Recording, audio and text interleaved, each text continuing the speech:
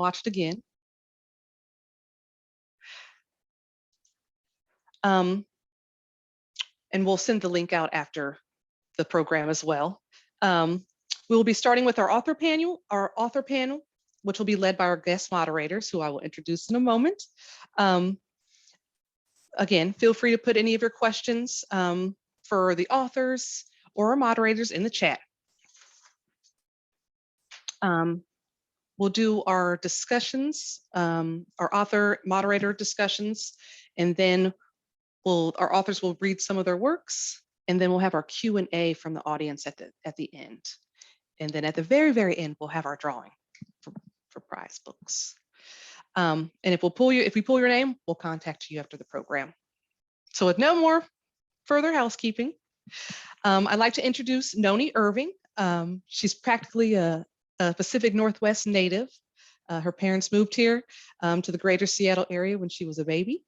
And then as a young student, she found success in writing. But it wasn't until her adulthood that the enjoyment of writing finally began. Her first publication was Verbatim, Living, Loving, and Surviving. This work was necessary because everyone has a story to tell, and she was committed. And she committed her actions in life to speak up for those who have no voice or cannot speak up for themselves. In fact, this passion is how she led to Kanara Park Kids, which is a mini series that she created. It was an effort to create positive images for African Americans or young Black children, incorporating the 7 principles of Kwanzaa. We want all our young people to see a positive image of themselves, absolutely. And Noni admonishes people to write daily. Our next author is Jeffrey Lee Cheatham II. His passion for storytelling was evident in his early days of school, where every writing assignment he submitted was in the form of a comic or a story. Love that. From that point on, he has been passionate and ardent supporter of all things literary, even going as far as to co-produce the Seattle's first ever record-breaking urban book expo. Jeffrey's a single dad and currently lives in Seattle with his 8-year-old daughter, Jocelyn, who is a future writer and president of Cheatham Publishing Incorporated. Finally, I'd like to introduce our moderators for this evening, Lakisha and Laisha Farmer. They are co-owners of Parable in Tacoma, which is a community space selling books, plants, records, arts, books, located in the McKinley neighborhood of Tacoma. It is a family-owned, community-owned, LGBTQ-owned, Black-owned, and woman-owned business. It opened up in August of 2021, okay? I will drop that information in the chat about Parable so you can browse their website and check out all the amazing things that they have going on. So without further ado, Laisha and Lakisha from Parable, you may take the stage. Hi, thanks for having us here. We're so excited to moderate this discussion with these 2 amazing authors. We wanted to start by speaking with Noni and asking you, Noni, a couple questions, and then we'll move on to a couple specific questions for Jeffrey, and then we'll end the panel discussion with several questions for the both of you.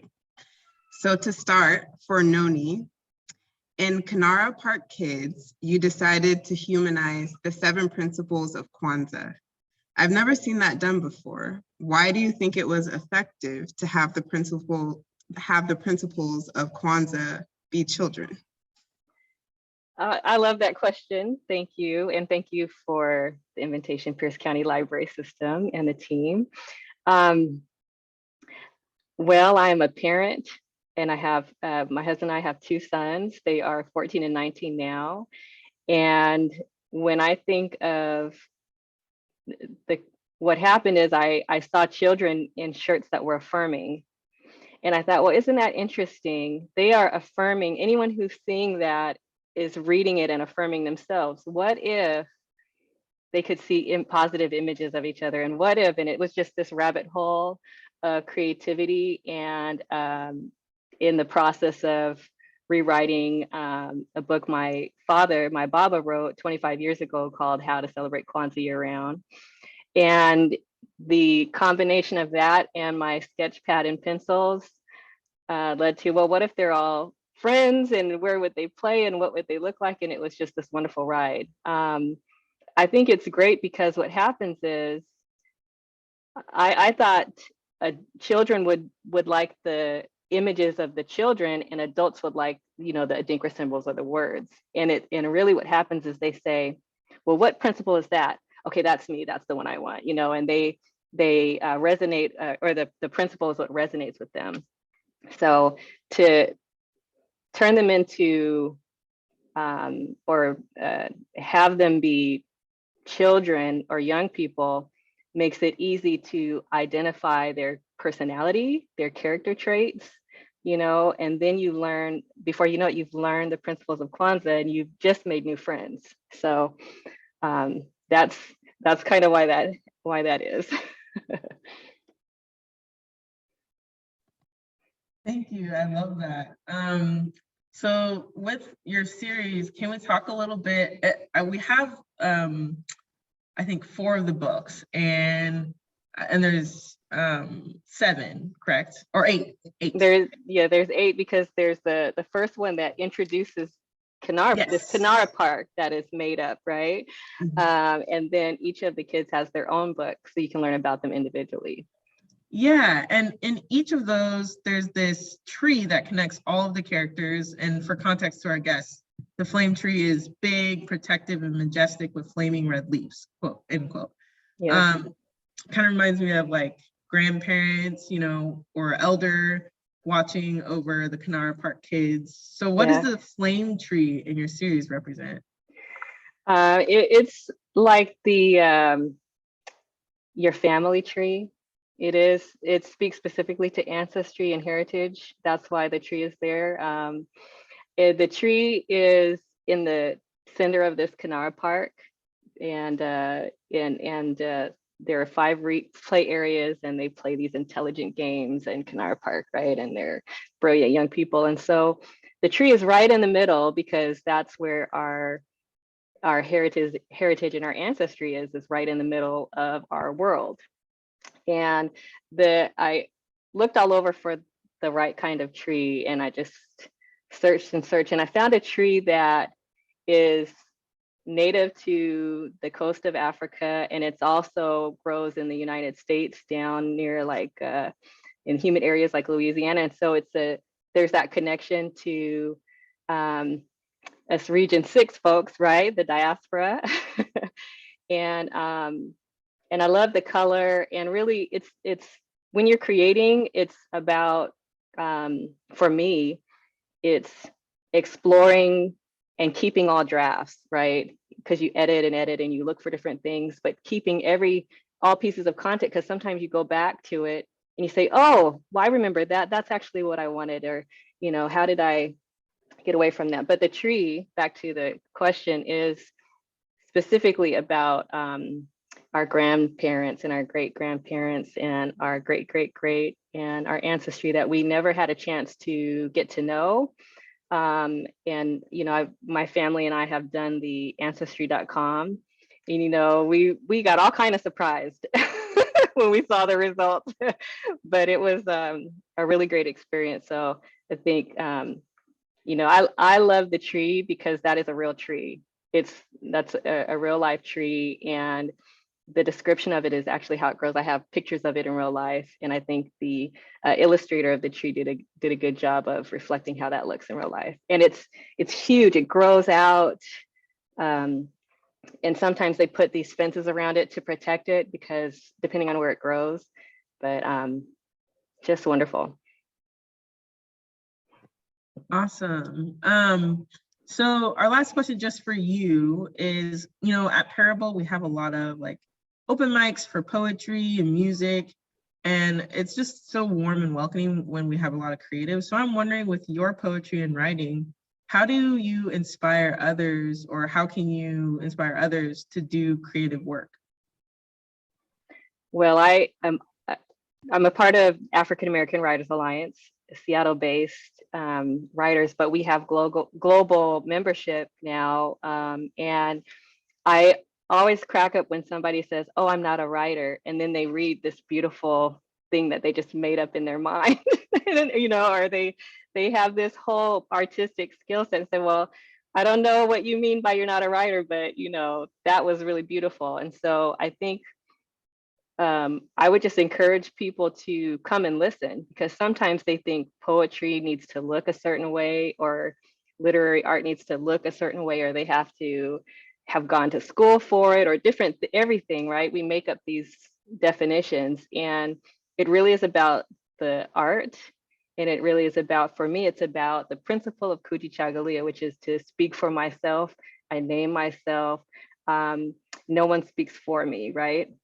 And so my words get to be my own words, how I want to say them, with or without punctuation, and capital this or lowercase that. So just letting them hear and be exposed to just different versions and genres, then they'll see themselves in some of that and say, "Oh, I guess I could do that too."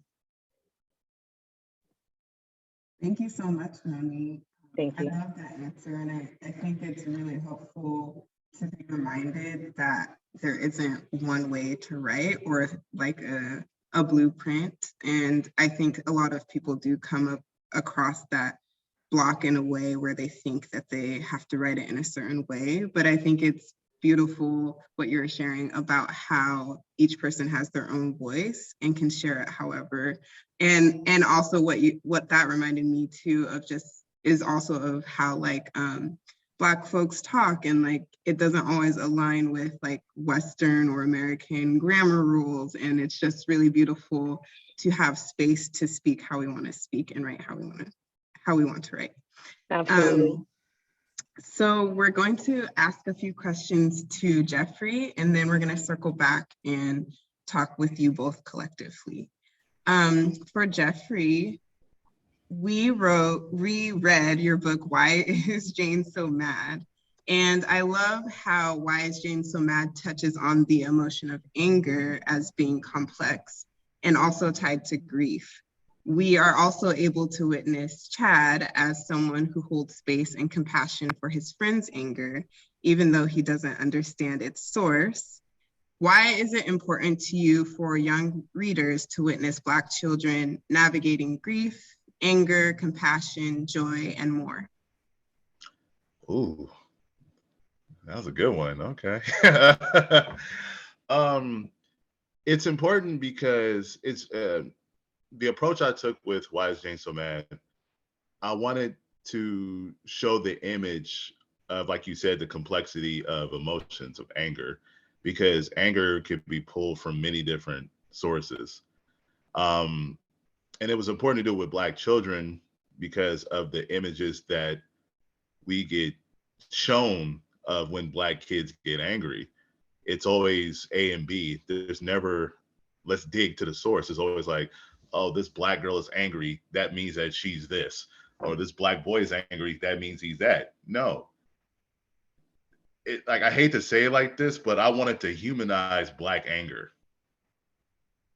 And it's funny you have to say it like that, but the way that I see media portray Black children's anger, it's almost seems like that Black children's anger is only related to animalistic, and that's not correct. So with Why is Jane So Mad, of course, I didn't want to get too deep into that message. I chose the lighthearted approach, but I wanted to humanize it, the anger of Black children, due to the fact that Black children go through the same things that everybody else go through, whether it's their dad going away or their mom working all the time, or, they're hungry, or just day-to-day life stuff. And I wanted to show people who not only were they not familiar with it, but wanted to learn more about the complexities of quote unquote Black anger, and seeing that, because the way, like, the people always think that Jane is mad at Chad.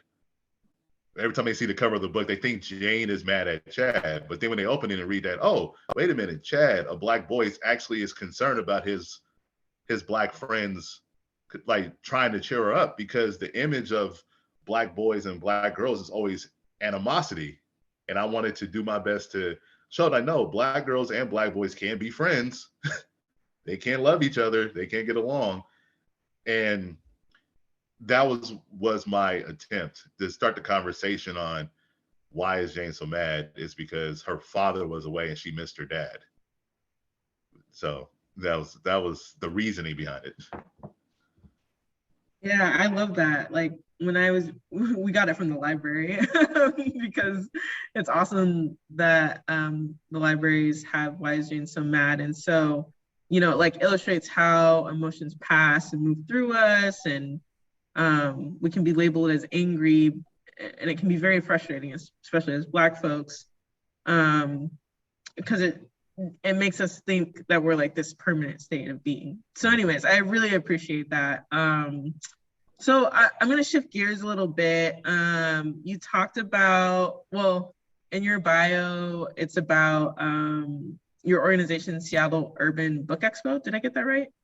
Yeah, it's SUBE, because I know that's a long name. So I But I'm so curious because, here in the Pacific Northwest, we have, I think, a total of 3 Black-owned bookstores. We have Estelita's Library, us, and Limbs.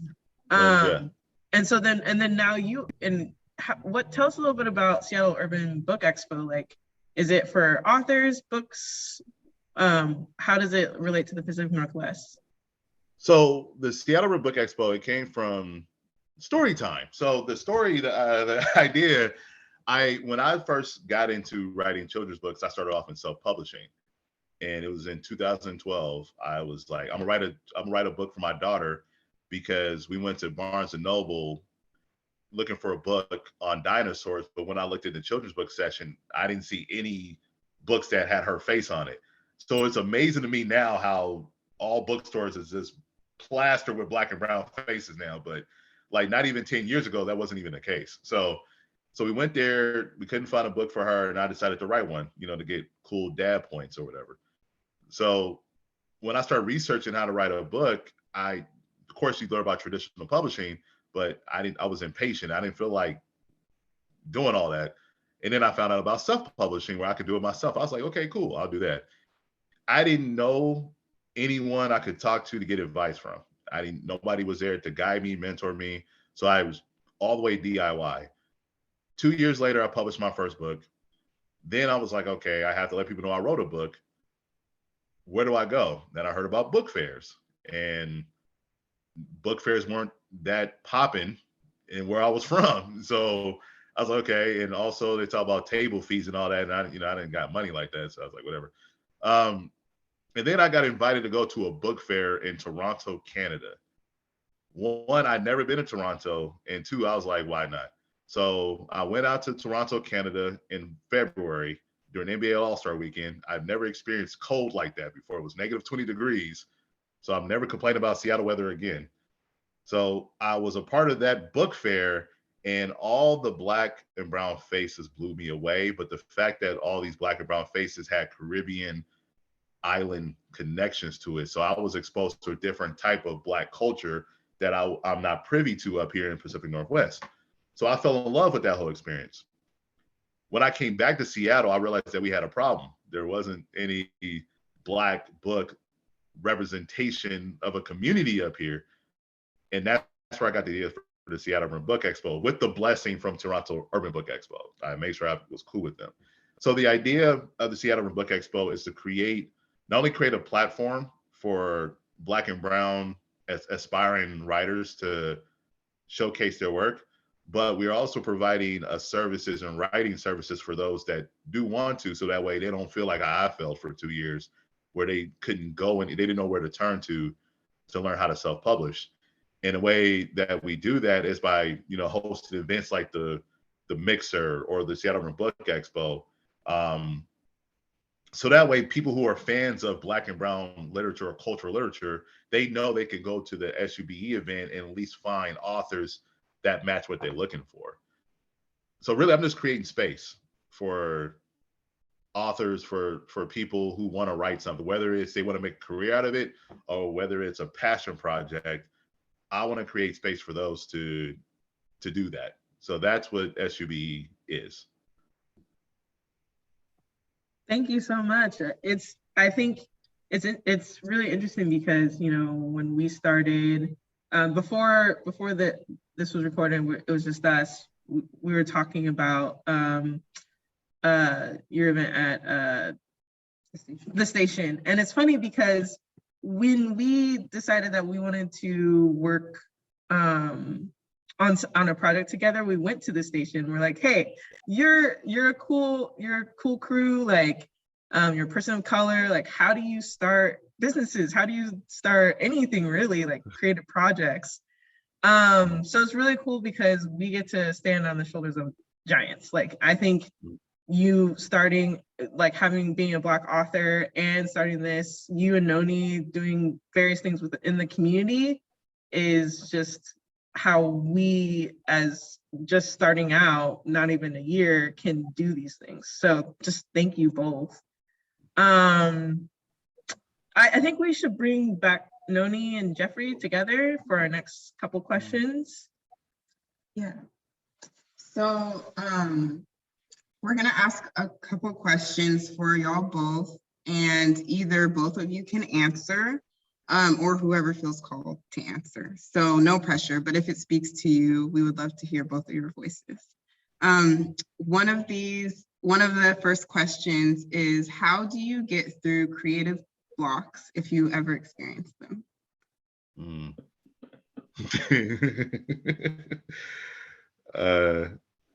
I'll go first on this one. So what I do, I have two different things I do when I go through a creative block. The first thing I do is I get up and go for a walk and get some real fresh air, just go outside. Because the way I personally feel when I'm outside in nature, it recharges me, especially something that I call grounding. I don't know if this is the thing or not, but if I'm around grass, I take off my shoes and socks and stand on the grass barefoot. And it recharges me, you know. And the second thing that I do is I remember a fond memory of my childhood, because it like makes me happy again. Since I write children's books, I'm drawn from the imagination of my inner child. So I go back to a old fond childhood memory and remember where I was, what happened, why did I like it, and that usually kickstarts my creativity again. I love that idea, the grass. I have to answer it a little bit differently because I don't feel like I have enough time to be writing as much as I want to. I wish I could run into a creative block.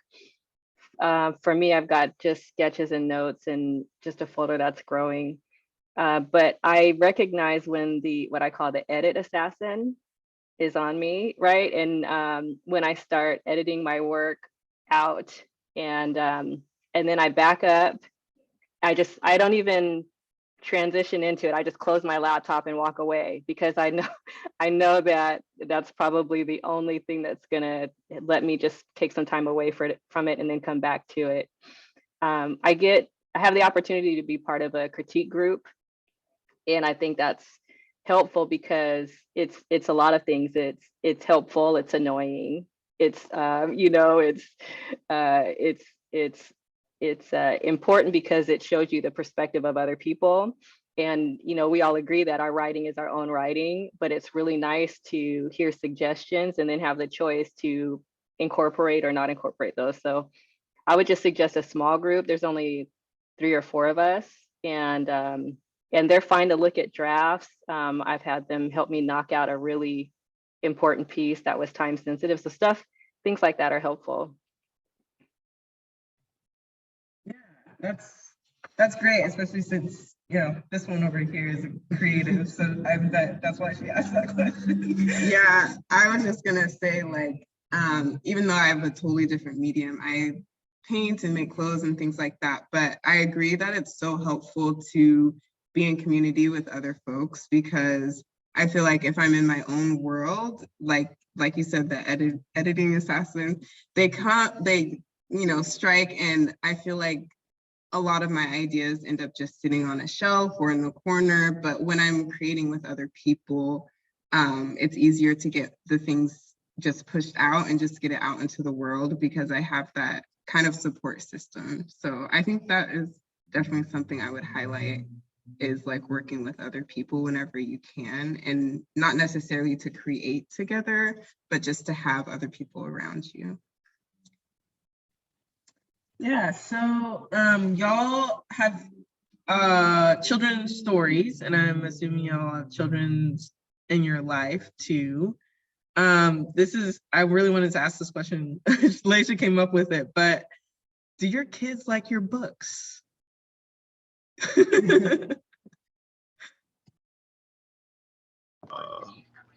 My kid loves my book so much because she knows that she's inspiration for all of them. So I definitely earned some cool dad points with my books.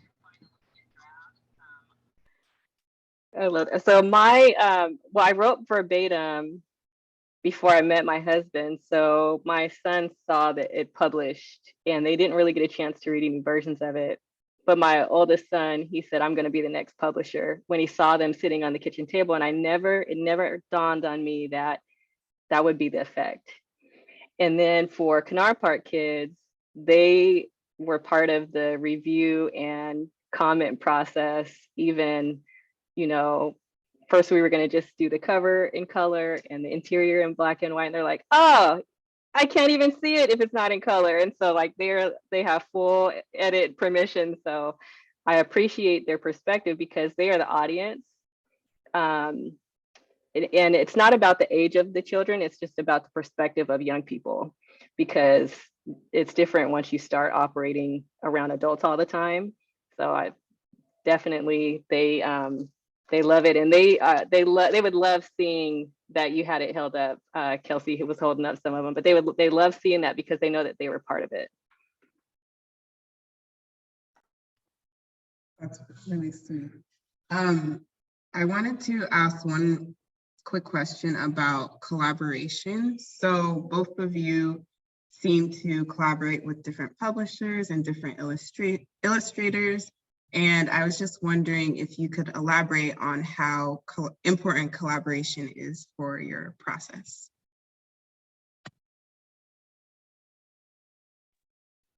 I can go.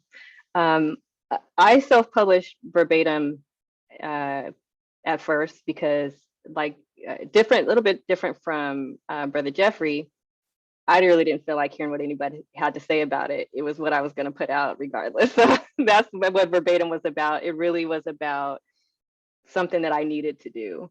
But Canard Park Kids would still be on my laptop in the idea form and a rough draft form were it not for a publisher. So I sought out some Black publishers and landed with Life Chronicles, Sharon Blake, who's from the Seattle area, right? And what she did is she helped pull it to completion. And I am so grateful because we did it during the pandemic. So it would be sitting, because there's no inconvenient time. So I'd say, there's a lot of there's a lot of great publishing houses, and you just have to find the right fit for you. And it has to be somebody that you can get along with and fight with. Because Sharon and I love each other, but we have gone at it, but I respect her totally. And so I think that's really important.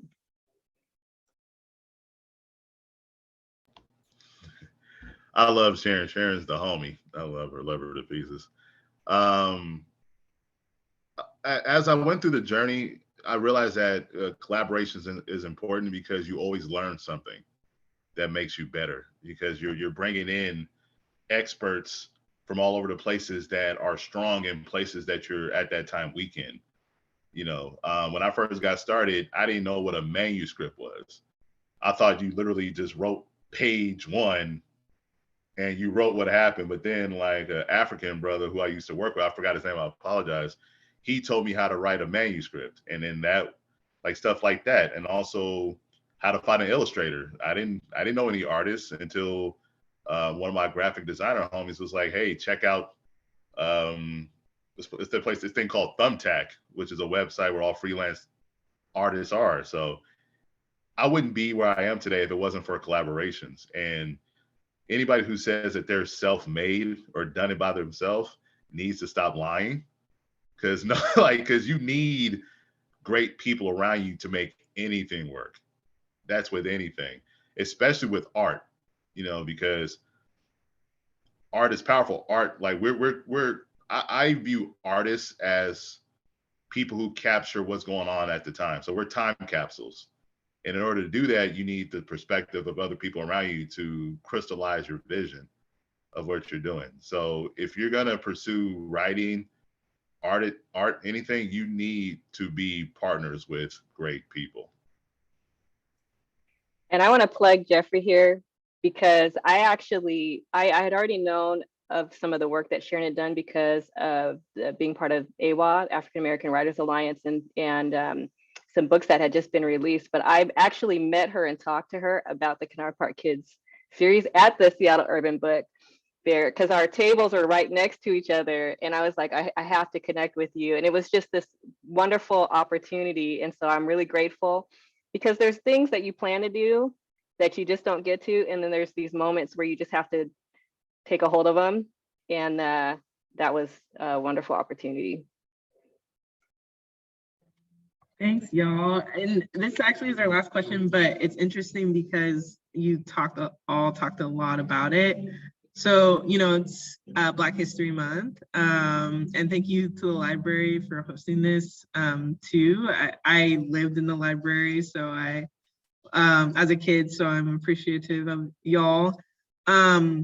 So it's Black History Month, but I'm curious, how do we support Black authors, Black creatives all year long? What do y'all, you said a lot of things already, but is there anything that we're missing?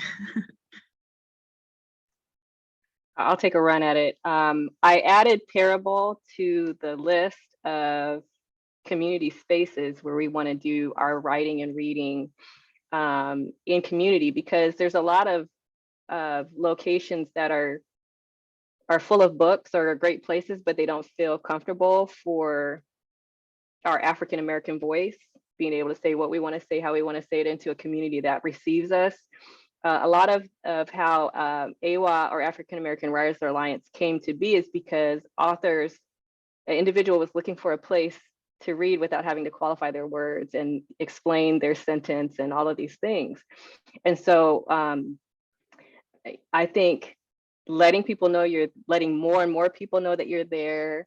I think now that we know you're there, you're already on our list to collaborate with. So we'd love to reach out and do something. But I think the more we are able to stay connected to each other, because we're Black more than 300, than in February or in June.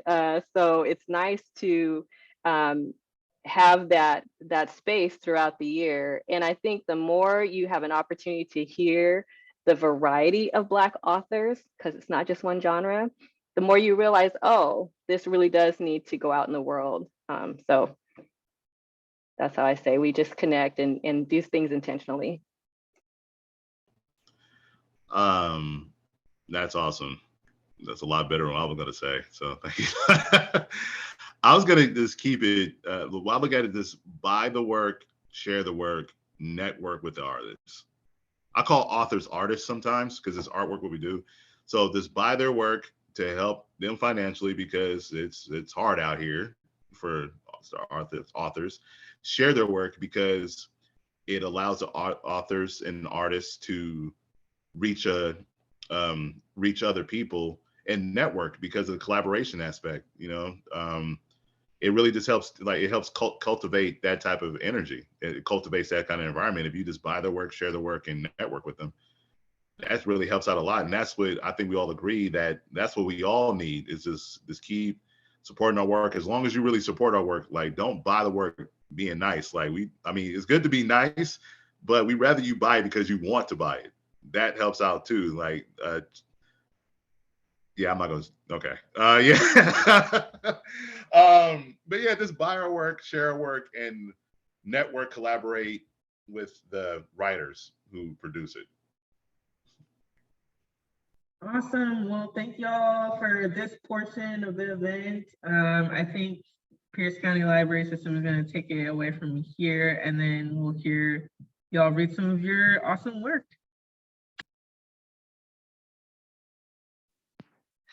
Thank you, Lakisha and Laisha, for moderating. Oh, that was just beautiful to watch.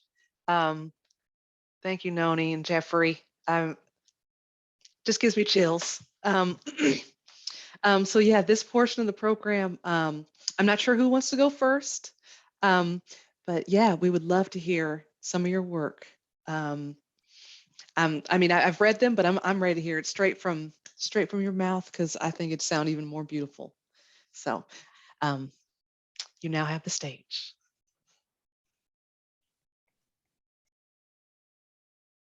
I'm fine to go first. Jeffrey, if that's okay with you? Okay. All right, and I've been told to keep it to 10 minutes, so I want you to know. So I wanted to share a little bit of a few different work. So I'm gonna read one from Verbatim, Living, Loving, Surviving. This one is called 23rd and Ash. I remember my bike was red and yours was yellow. We would do laps around our little block. Back then, it seemed so huge. The moon would follow each of us. It must have known where we were going because we could never shake it. I remember deep conversations as we grazed fruit trees. We ate tons of unripe plums and apples and disregarded every single warning. So many nights were spent in the restroom, of course, and we decided that the two events were grossly unrelated. I remember our crazy neighbors, those two brothers with the weird mother. She called them home with a life-size cowbell. You could hear that thing halfway across the city. The entire city knew when it was time for them to come home. I remember plotting mischief and setting traps. We dug a hole in our backyard, filled it with water, and covered it with branches. Somebody fell in. It was one of the brothers. We used to scheme on them all the time, and they still always wanted to play with us. Huh. I remember mud pies and water fights. Somebody decided to use hot water instead of cold. Those same two brothers. Their mother ran out of the house, threatening us with a spatula.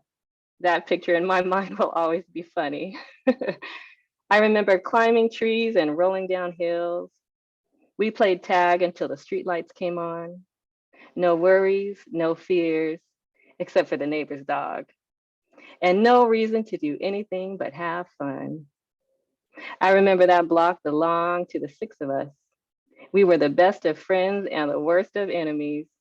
We lived the carefree life that children live, with all the tricks we played and schemes we pondered. It's a wonder any of us survived 23rd and Ash. Thank you. All right, so the next one is just the last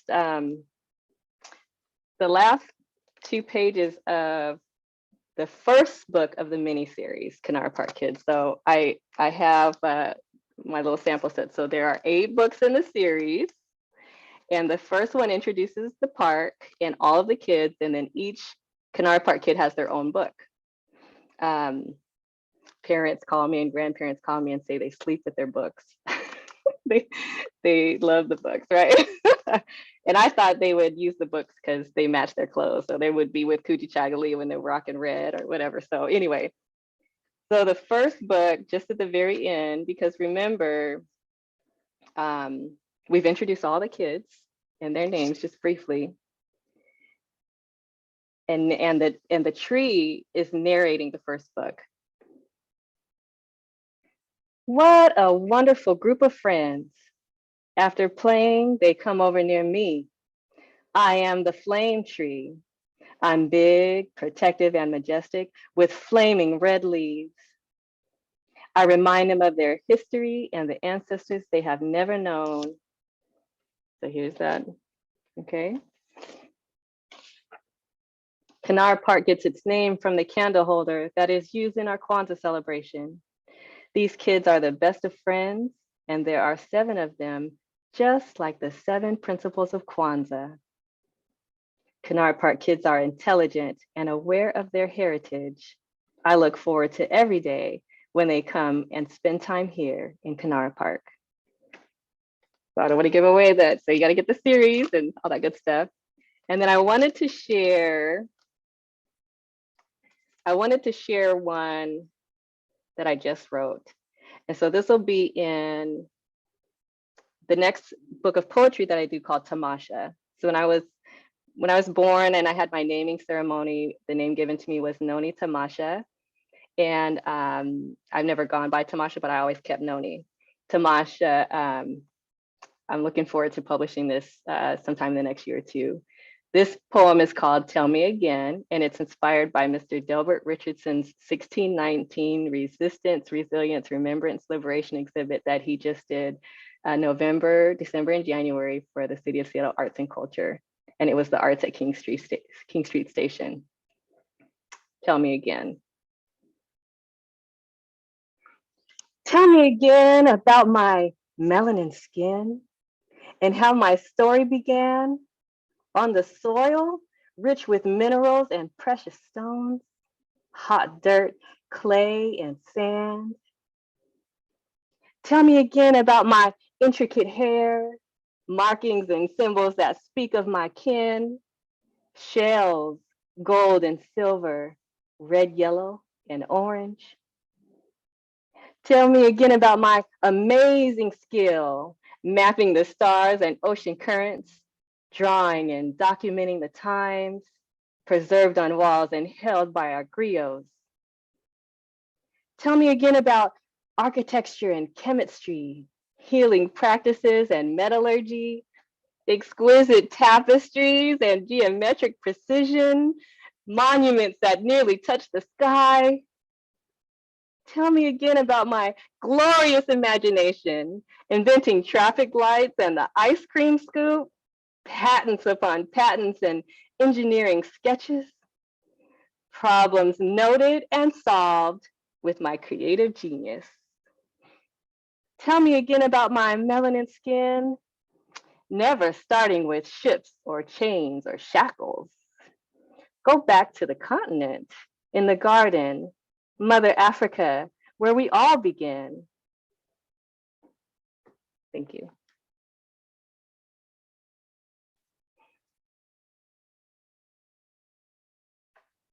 And Brother Jeffrey, I pass it off to you. Oh man, bravo, that was wonderful. Thank you so much. So I am going to read from 2 of my stories. The first one is my latest one. It's the Principle of Justice. Hold on, let me line it up with the camera. There we go. Principle of Justice. And this, speaking about collaborations, this was a project in collaborations with a publisher out in Texas called Melanin Origins.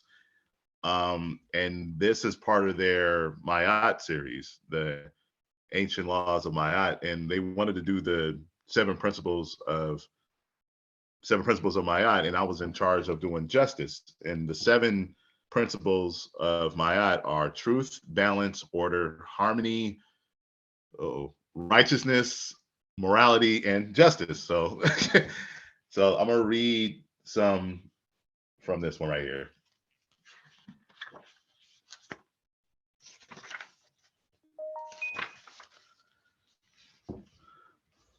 Once upon a time, in a land far, far away, there was a Princess Nubia who lived in the Golden River Kingdom. She enjoyed racing the cheetahs, exchanging beauty tips with the jackals, and she loved hosting celebrations for all to enjoy.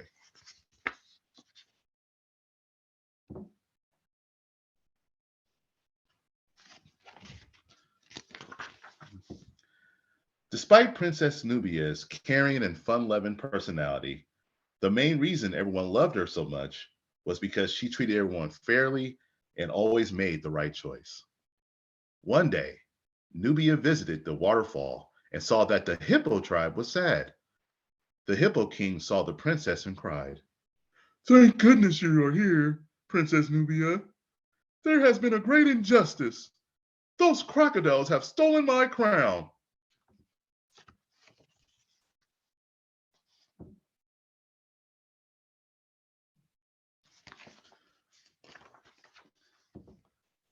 Princess Nubia asked the group of hippos, can anyone tell me if they know which crocodile it was that took the crown? The crowd looked around, but no one said a word. Puzzled, Princess Nubia asked, did anyone see a crocodile take the crown? The Hippo King answered, well, no one actually saw a crocodile take my crown. We just know they did it.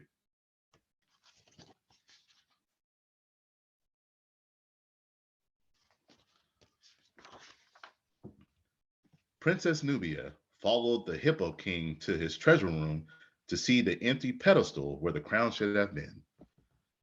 Nubia asked, why do you think it was the crocodiles that stole your crown?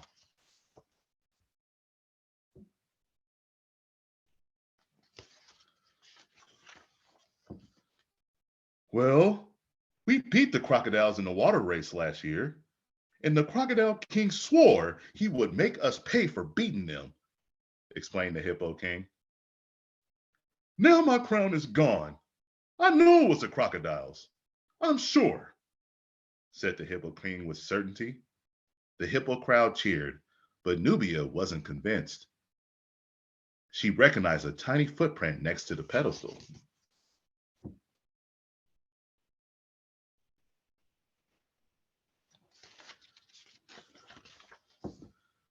Follow me. I know who took your crown, said Nubia. Once outside, Princess Nubia and the Hippo King was confronted by an angry crocodile clan. What's this I hear about you accusing us of stealing?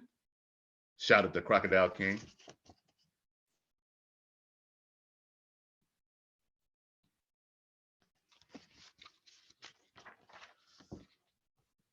Of course you did, you sore loser, the Hippo King shot back. As both sides began to argue, Princess Nubia spotted the true thief of the crown just a few feet away. Nubia approached the Turtle King as he carried the stolen crown. In a moment of shock, the Turtle King saw he was caught and he dropped the crown. Oh no, he cried.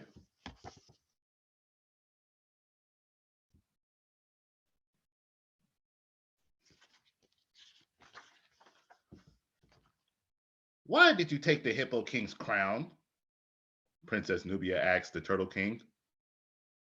The Turtle King answered, those blasted hippos and crocodiles made me look bad in the water race last year, and I wanted my revenge.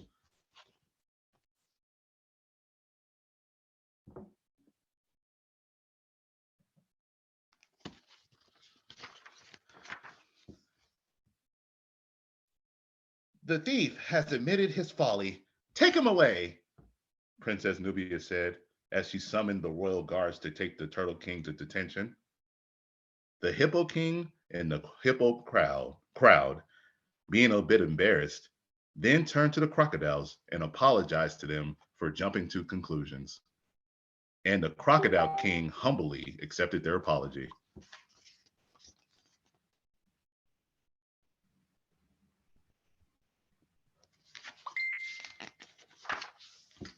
The next week at the water races, the hippos and the crocodiles peacefully stood next to each other as they cheered on their teams.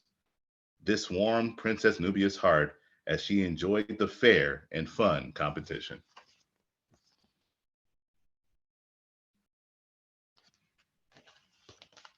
The end on that one.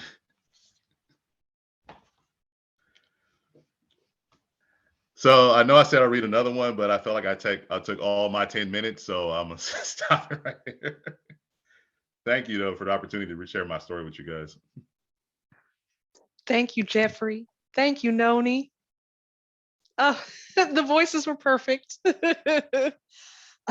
Noni, your works, they touch something in all of our soul. Beautiful, absolutely beautiful. In the chat a little bit further up, we listed Parable's website as well as Noni, her website for Verbatim that I have right here, and then her website for Kanara Park Kids. And then we also linked in there, links to the Pierce County Library catalog too, if you'd like to check one out at your local library. We also have Jeffrey's works as well. We have Charlie Met Claire. What happened when Charlie met Claire?